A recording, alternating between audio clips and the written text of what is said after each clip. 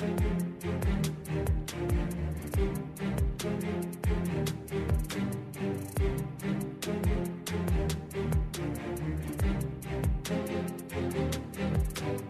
right, it's that time of the week again for the Yards After College podcast here at KSL Sports and KSLSports.com. And right there is Kyle Ireland with me, Sam Farnsworth.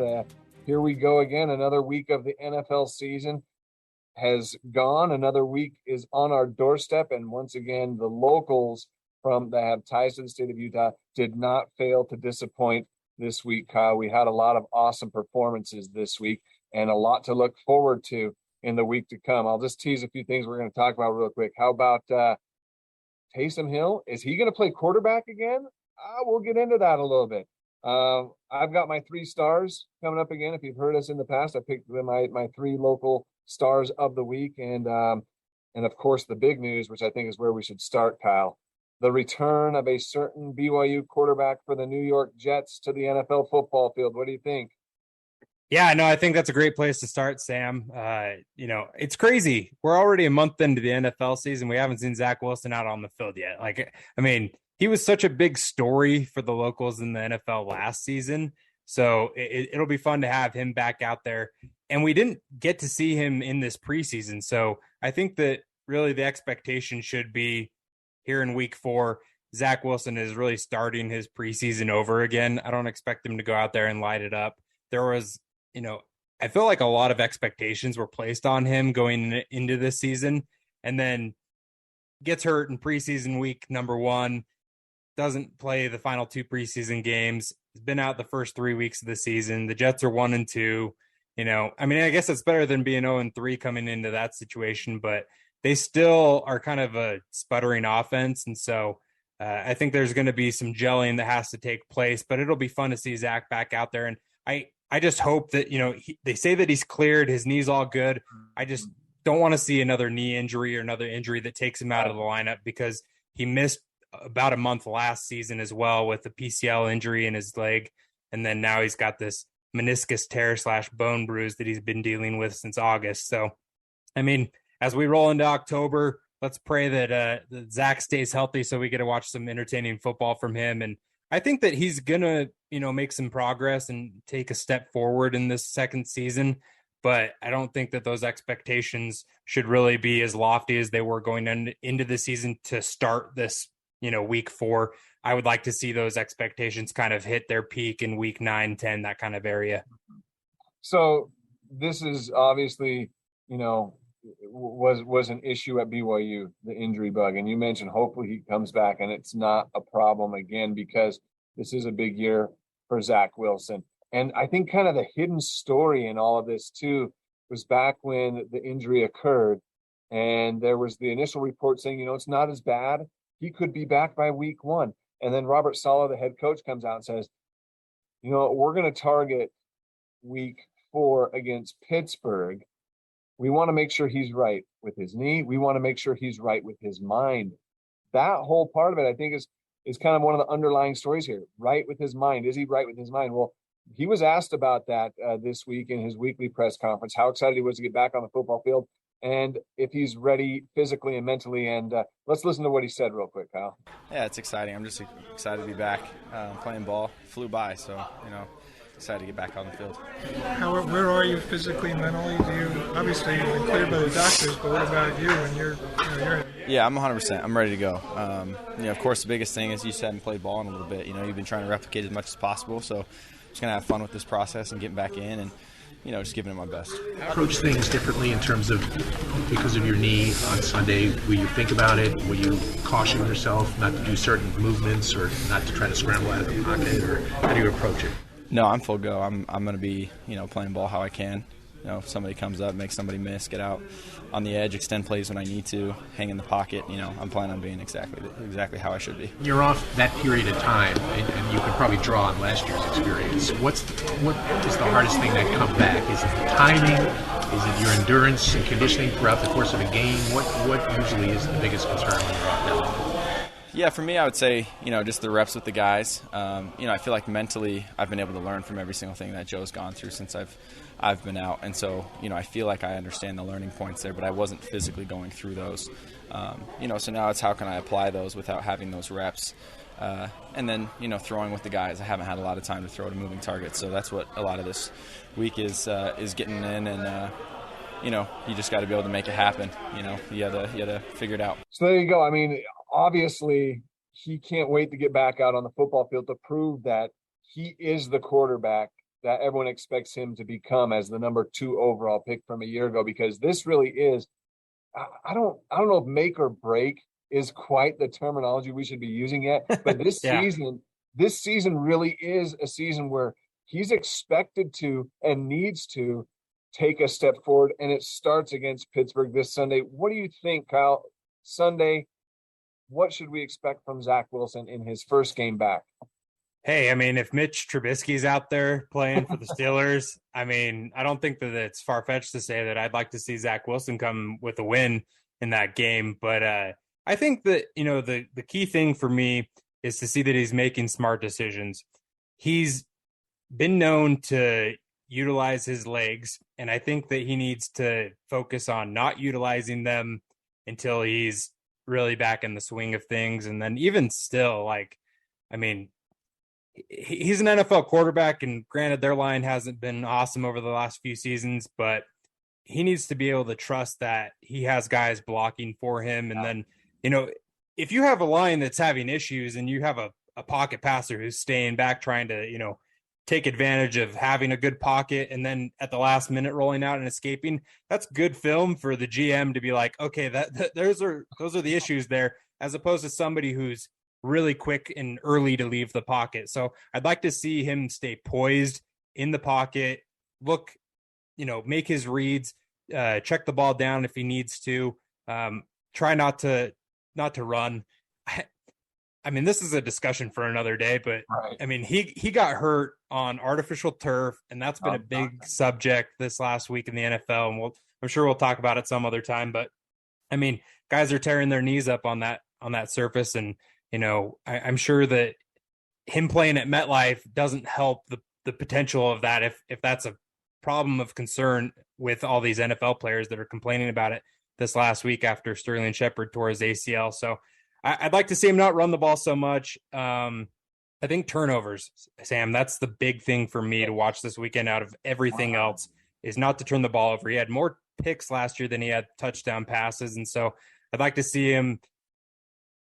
I'm not going to say that he's not going to throw a pick. So let's limit to one interception, but I'd like to see him have at least 2 touchdown passes to that one interception, have a positive ratio there. Yes, definitely need a positive ratio if he does turn the ball over. Limit the turnovers, if not totally eliminate them altogether. Joe Flacco threw for 900 yards through the first 3 weeks. That's about 300 yards per game. Trust the offensive line, like you said, but trust his receivers, his playmakers to go out, run their routes, and make plays on the ball as well. It'll be fun to watch. We'll definitely be keeping our eyes on Zach this week, and we'll be talking about him next week on this very podcast. Once again, we did mention some injuries there. I think we should definitely talk about the biggest story in the NFL this week is what happened with Tua Tagovailoa. He had the injury on Sunday where he said it was a back injury. The NFLPA was very they were very curious to know what happened in the concussion protocol there, why he returned to the field so quickly. And then Tua came out and the team came out saying, well, it was a back. It wasn't a concussion. It was a back. But then 4 days later in Thursday Night Football, we all saw what happened to Tua there against the Bengals. I mean, he got knocked clean cold. Great news that he had motion. He was alert at the hospital and everything, but that is still a huge concern, Kyle, when you see a guy go down with an injury that appeared to be a head injury. I mean, he was wobbling and losing, and then he goes down again the very next game, out completely cold. Yeah, and I mean, the NFL has made progress, right, in the concussion protocol since, a decade ago. I mean, I think back to Austin Collie in 2010, former BYU wideout with the Colts. He had a great run there. What ended his career was concussions. It was his head hitting the turf. hitting helmets. He had, a lot, of trauma in a short amount of time. And that's what I look at with Tua is within a 5-day span, he's getting his body beaten up pretty good. Whether or not he had a concussion the first game, I guess is not up for me to decide. And right. I don't know. I don't know if he did or not. I tend to believe that he did because I don't know what back injury makes you get up and then kind of fall over looking like he looked like he was out of sorts. I was shocked that he returned in the second half, and I thought it was on the coaching staff more than anybody else. I mean, even if he's cleared from the protocol from an independent specialist or whoever's there making that decision, the fact is Mike McDaniel saw what happened on the field and shouldn't have put his quarterback back out there. I don't understand how you as a football player who then a week later professes to be caring more about the human than the player, and his future doesn't really matter right now on the field. It's just about Tua as a person. Well, 5 days ago, it was all about what was on the field because you saw him all wobbly and then you put him back out there in the second half. So I think that, one, he shouldn't have gone back out in the second half last week. It should have been Teddy Bridgewater continuing to play last week. And then against the Bengals on Thursday Night Football, I mean, I'm sorry, like that's just it's a tough, rough, violent game, and stuff like that happens, but it shouldn't have happened to Tua because of what happened a week ago. And so that's really the big problem is, even if it had been 4 or 5 weeks ago, it would have been a big deal and it would have been just as big of a talking point, I think, because, hey, we know what happened to Tua a month ago and now it's happening again. Concussions, everybody knows are scary, and CTE has been, you go watch the movie Concussion with Will Smith and you won't want your kids to play football. I mean, that's just how it is. Like that movie puts fear into people and the game of football. And so I don't know. I mean, I don't think that there's a good answer here other than I think people just have to have better judgment. And clearly Tua shouldn't have played the second half last week, and he shouldn't have been out there against the Bengals. Yeah. Don't be surprised if the NFLPA comes forward with lawsuits against the Dolphins, against the NFL. This is a story that will not go away anytime soon. It'll be around for quite a while, even if and when Tua returns to full health. And so, let me ask you a question, Sam, on that, since you covered the Broncos for many years there in Denver and in Colorado. What is the players' perspective on this issue? Because you've got these guys who are out there putting their bodies on the line. I mean, I know that they're getting paid millions of dollars. Like, everybody gets that. But at the same time, it's like a boxer who goes out there and he's just getting his face beaten. And yeah, sure, he's making a lot of money, but one punch could end that guy's life.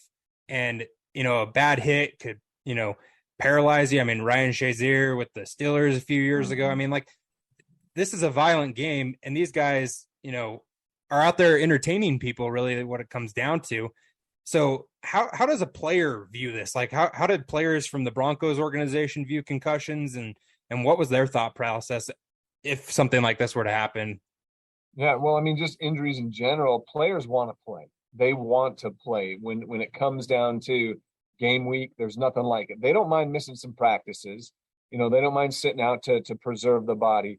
But when it comes to the game week, they want to be cleared from whatever their injury may be. They want to play. Players are becoming smarter, too. They're becoming more educated. I shouldn't say smarter. They're becoming more educated when it comes to their own health and their brains and their body, and how they need to protect those, even when they might feel 90% and the doctors say, hey, we need to be smart here. We need to hold back. Players, they understand the drill now. Ultimately, they do want to play. And here's what the situation with Tua that I'm curious about. No matter what the injury was from 2 games ago, Tua is kind of in a situation this year, not necessarily where he's fighting for a starting job. It's not like Teddy Bridgewater's standing there waiting to take over at any moment's notice. But Tua has been, under the microscope a bit and criticized and I don't know, picked apart for his style. Is he ready to be this NFL quarterback? Can he take this next step? He's been a good quarterback, but the moment he starts to mess up or miss time or something is the moment that people might quickly want to sweep him aside, right? So I wonder from his perspective, if he feels a little bit of that pressure. I can't miss time.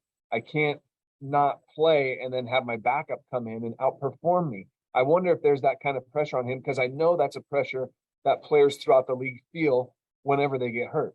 Is their backup going to come in and play better than them? And then they lose their job, not only their job, their career, whatever. So I wonder if that had anything to do with the way they handled the first injury. Okay. Whether it did or not, don't know, but there is that pressure there for some athletes. But like I said before, they are becoming more educated and they are becoming wiser to make good decisions, good sound decisions when it comes to those injuries, because they're nothing to mess with. That's for sure. Seen too many bad injuries. Yeah. So, speaking of quarterbacks, though, did you ever think Taysom was going to play quarterback again? Because No. the way he looked when he came into this NFL season, he put on some weight. He was ready for the ground pound, the physical nature of NFL football. And you just assumed, hey, he's embracing his role as a playmaker on that offense, whether it be a wildcat, whether it be a running back, a tight end, whatever it may be, he's embracing his role. Well, this week, I had no idea until I heard his head coach, Dennis Allen, say this. Listen to this real quick. Dennis, Taysom taking some quarterback snaps today. Is that just like a just in case? Well, I think that was a little bit of the plan all along as we kind of started this whole process, is that eventually, he'd begin to get some more reps in the quarterback room. And so, yeah, that's kind of part of the plan. It's not really a gym. Not really. Again, that was part of the plan, from the very beginning, and certainly he had some injuries in training camp, and it kind of limited the amount that we were able to kind of moving back and forth between rooms. So, that'll be a spot that we continue to get him some reps at. So there it is, Kyle. Apparently this has been the plan all along, that he's going to be taking reps at quarterback. Not that the plan is to play him at quarterback anytime soon, but he's still taking reps. Are you surprised by that? Like 80% surprised.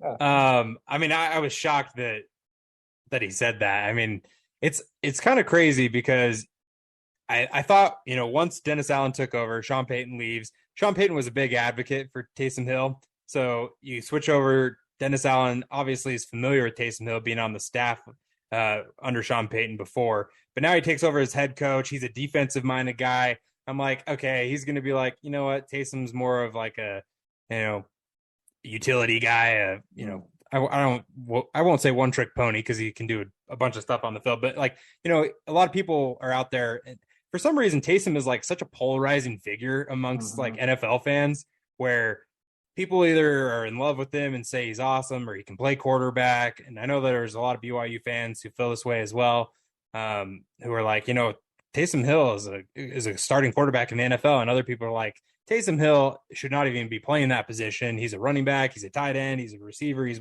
this, that. I don't know. All I know is Taysom Hill makes winning plays on the football field. He helps your team out. And we saw that before. I mean, he didn't play last week because he was hurt. He was inactive in week 3.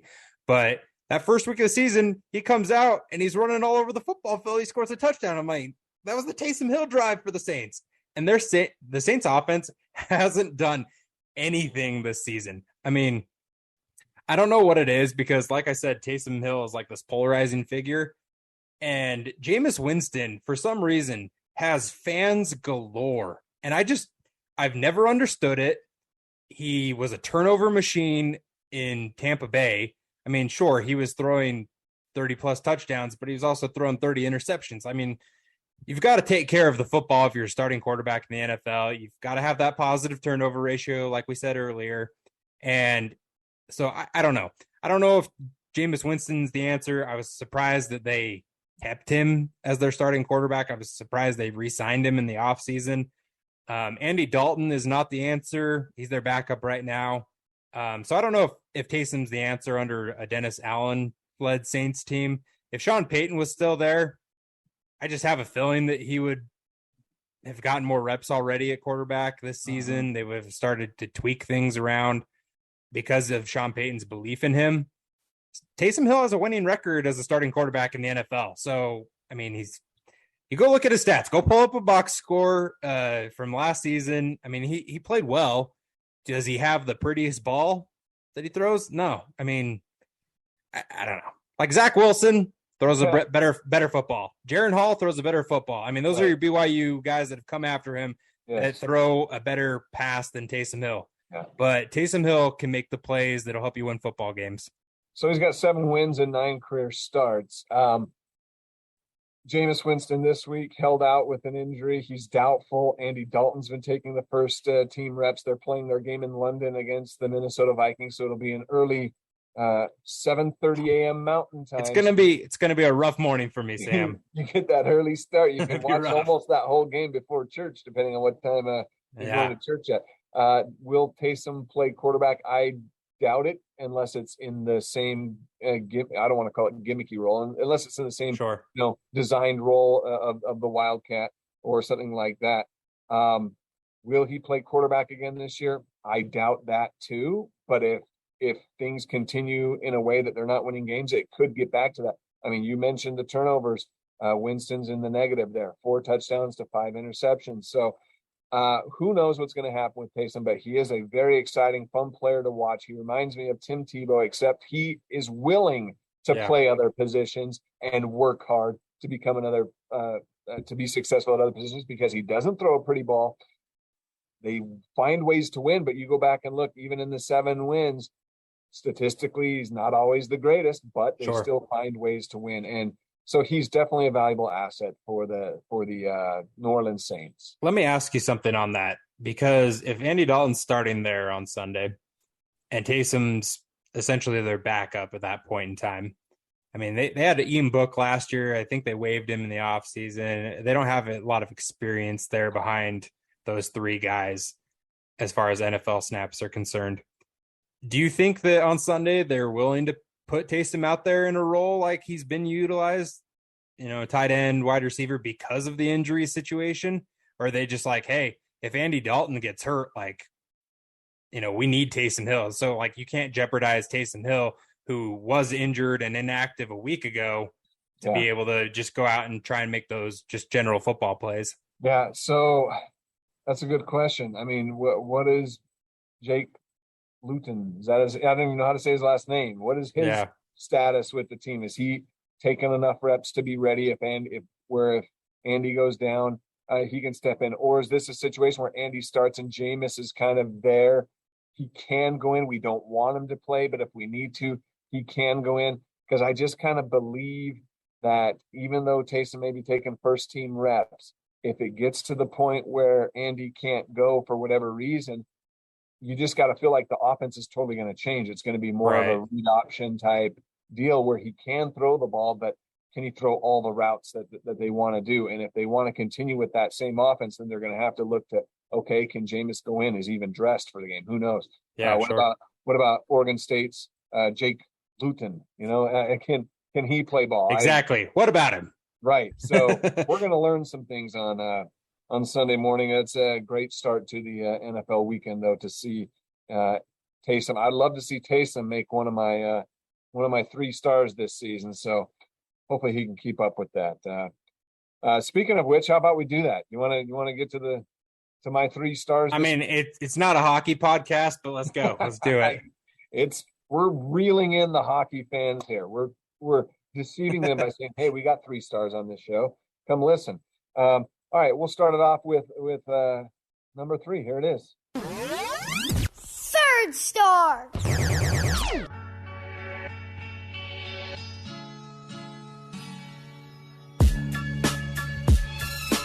As he did in the last possession.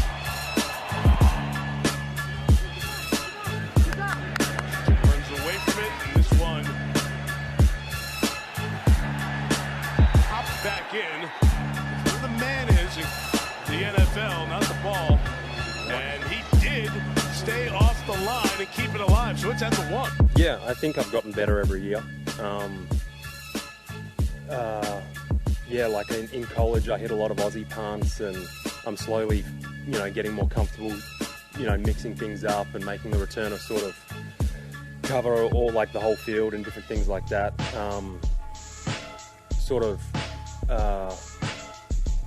In off seasons, I feel like I'm slowly sort of figuring out like my best way to sort of like prep for the season. Just little things like that, but I do feel like I'm getting better each year.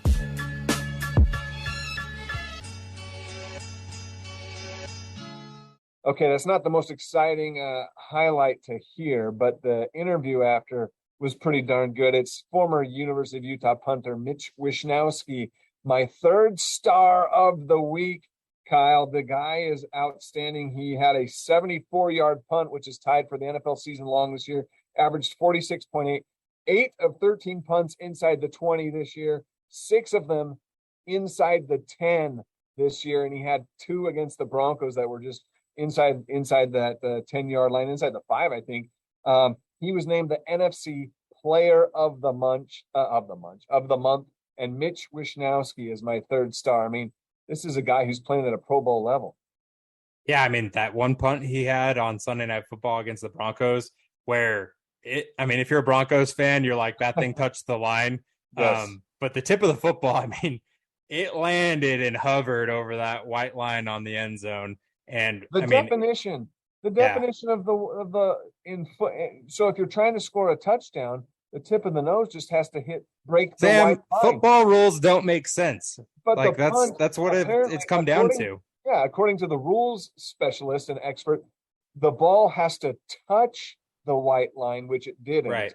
So, but it broke the plane, right? That's the thing that's weird is like if you score a touchdown, you break that plane. That ball clearly broke the plane. It just didn't touch the tip down to the white paint there. But heck of a coverage play by their special teams there in San Francisco. Yeah, I don't want to spend too much time on punters, but Mitch Wishnowsky deserves some praise, so he's my third star. Gold star there. There you go. All right, let's move on. Second star.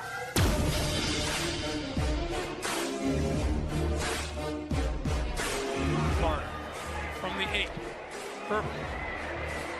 Throw in, popped in the air, and intercepted. Picked off by the Jaguars. And brought down at about the 5-yard line is Devin Lloyd, the rookie out of Utah.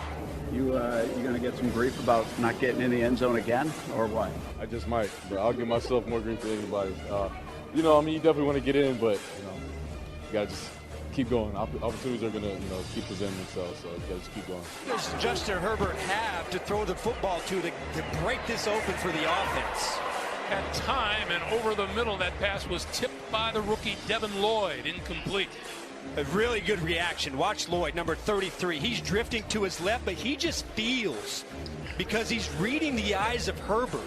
I would just say, every week it's getting more and more comfortable, especially me missing all the training camp and then, only having that one preseason game. So just getting in the flow of things for sure. Okay, he was my second star last week. He is again this week, Kyle. It's Devin Lloyd from the University of Utah. I mean, the guy is playing just ridiculous football. He was named the Rookie of the Month. How about that for Devin Lloyd? And defensive Rookie of the Month, I should clarify. There is an offensive one as well. Man, another pick, right? And not only that, he could have picked off 1 or 2 more passes in that game. You heard in the highlight there that he had a pass breakup, got his fingers on the ball.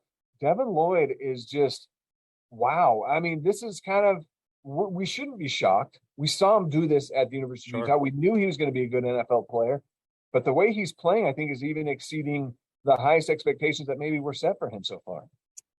I think there's a couple things that are shocking to me.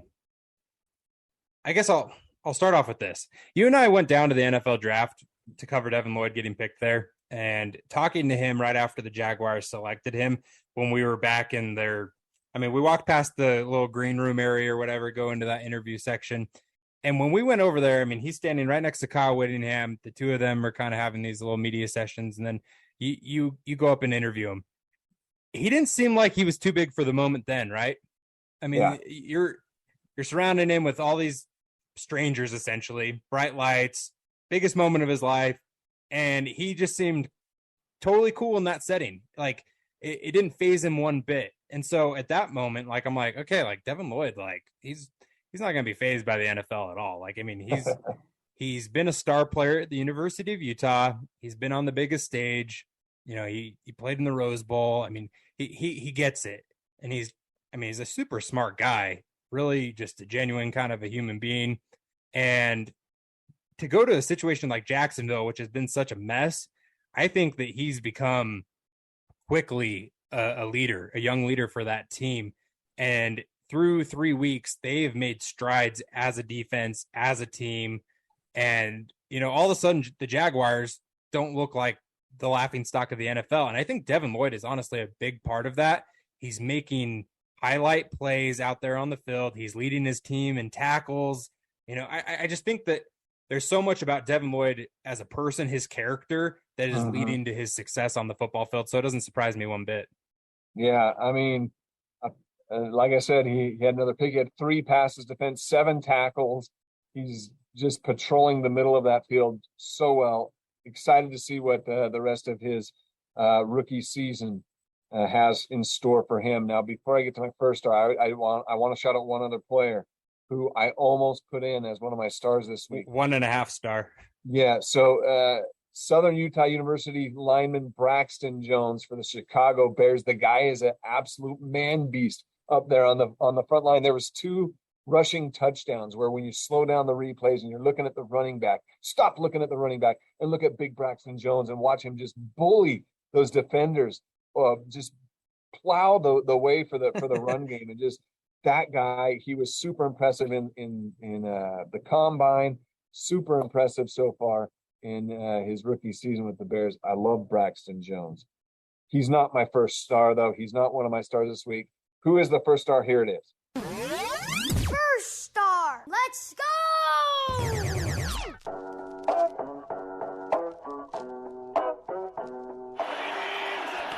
Williams in the backfield. He gets the call straight ahead, and he's in. Jamal Williams, touchdown Detroit.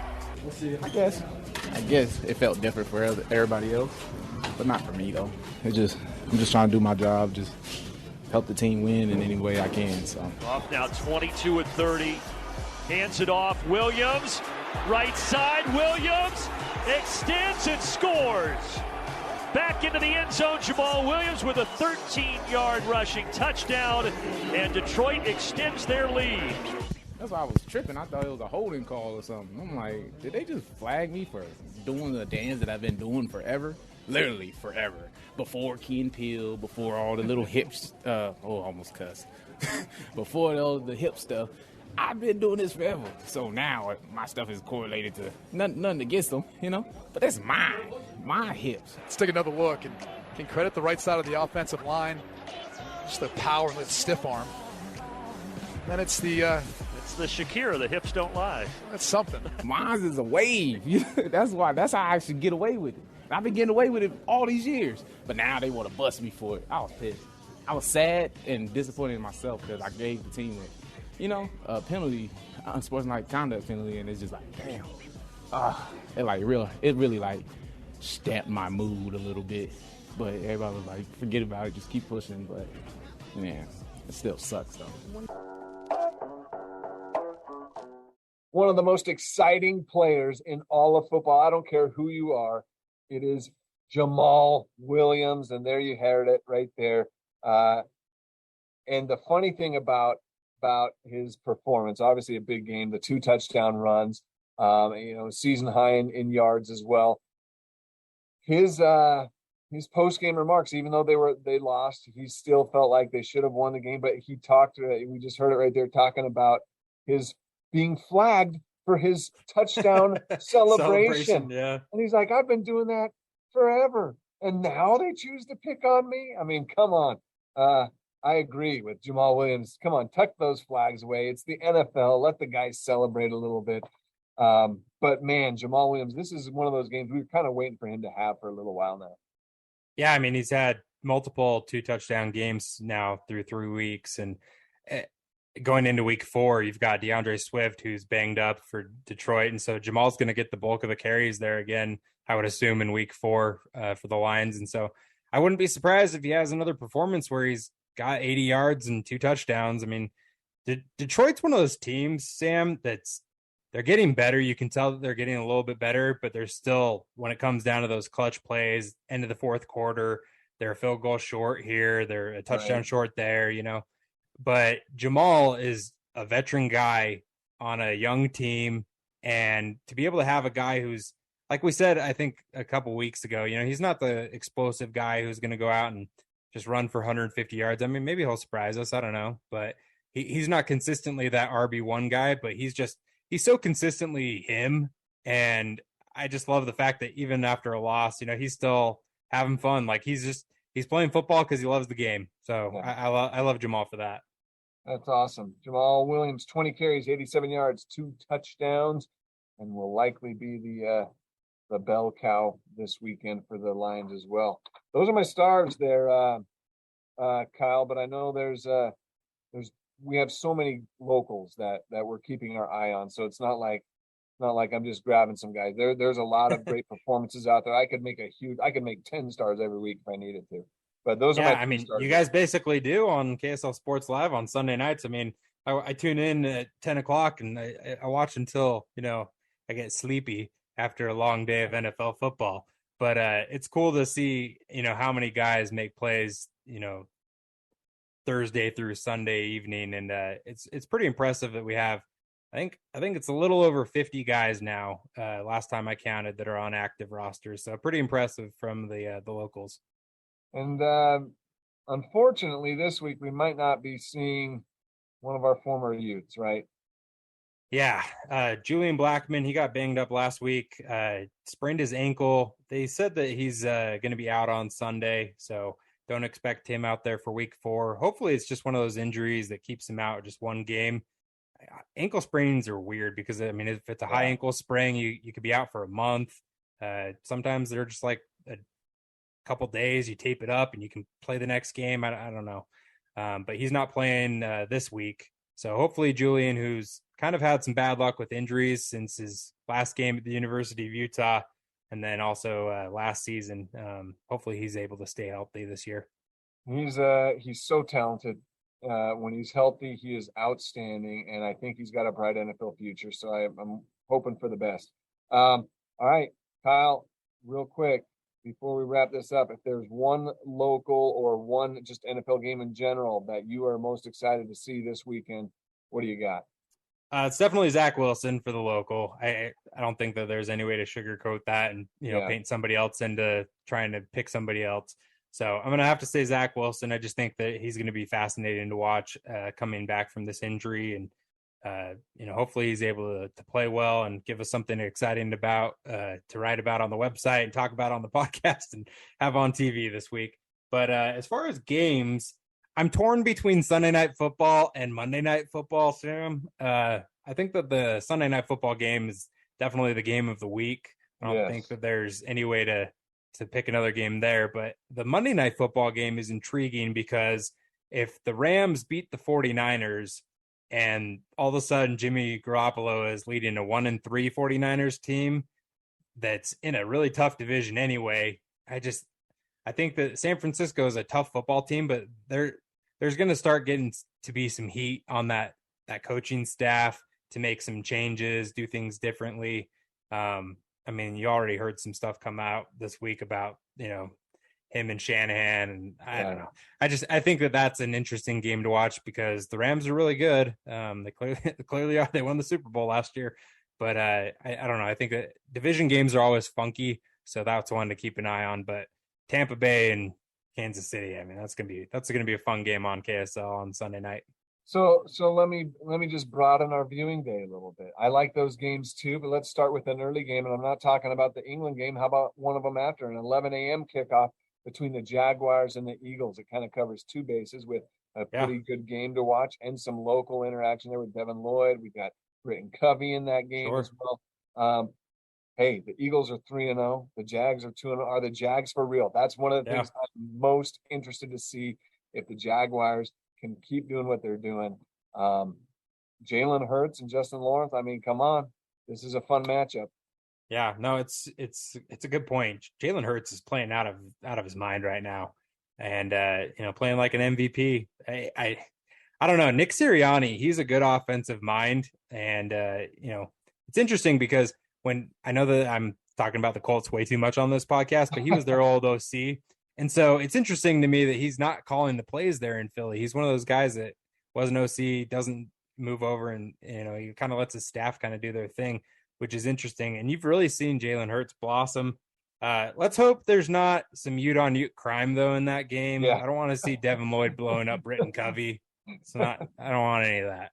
Britton Covey took a pretty solid welcome to the NFL hit last week on one of his punt returns. I was like, whoa. Yeah. That's nasty. Right? Also, Britton, he's gonna hold on to the football now. That's what's gonna happen. Yeah. He's gonna keep that thing high and tight. Yeah, definitely. Trevor Lawrence. I know his name's Trevor. I said Justin Lawrence. I caught myself there right after. Trevor Lawrence. All right. Hey, That's it, Kyle. The Locals Yards After College podcast. This is fun. Kyle got this thing started. Now he's brought me on board and let me have the keys to the car for the first time here on the podcast too, and it was fun. So you did well. I liked it. Very awesome. Nice. Good deal. Thanks, Kyle. Hey, so that's it for this week. Be sure to follow Kyle and myself on KSLSports.com and KSL5 Television as well. On all the socials, you'll find all of us on everywhere as well as KSL Sports. And we'll be back again next week for another Yards After College podcast. Thanks for listening.